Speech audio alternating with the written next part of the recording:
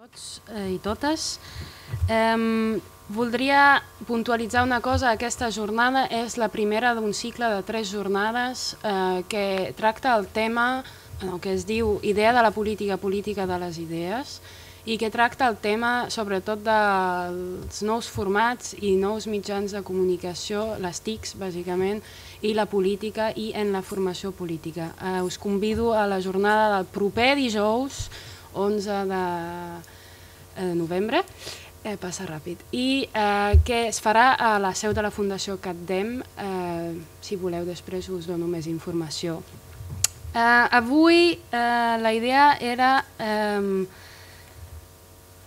tractar el tema de la democràcia electrònica i de la democràcia participativa, i més concretament del vot electrònic, a través de dues coses. Una, l'anàlisi i la comparació entre experiències concretes en països que, si ho pensem, són països que s'assemblen una mica a Catalunya des del punt de vista del tamany, almenys, i també, per exemple, en Suïssa ja s'utilitza el vot electrònic pels estrangers, el que mencionaves tu, Marc, que aquí també, si pensem en la quantitat de catalans o d'espanyols que viuen a fora, pot estar un instrument molt interessant, no? I també tractar-ho des del punt de vista d'una opinió més tècnica, representada aquí a la meva esquerra, i una perspectiva més política, que també ens semblava molt interessant tenir aquestes dues perspectives sobre un tema que es troba una mica entre aquests dos àmbits. A la meva dreta, el senyor Niesco Dubelberg, yeah, more or less? Ok. Que ens ve d'Amsterdam.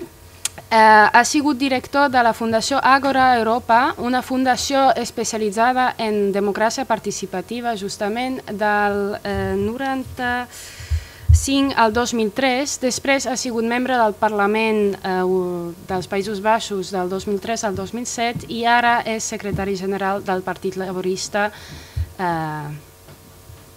neerlandès. A la meva esquerra, el senyor Eric Dubuis és professor i investigador a la Berner Fachhochschule, que és l'alta escola tècnica de Berna, i també és cofundador amb altres persones d'un centre interdisciplinari sobre el vot electrònic que es diu Swiss E-Voting Competence Center, i segurament ens explicarà una mica què fa aquest centre. Està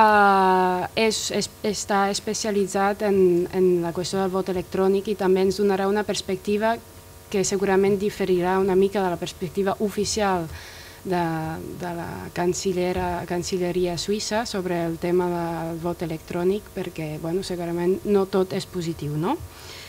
Res més per avui. Començarem amb la intervenció del senyor Dubelberg, si us sembla bé. Perdó, per l'estructura. Farem una breu pausa per un coffee break i tal, que estarà ahí en el fons, i després farem el debat, si us sembla bé, així tindreu més energia pel debat després.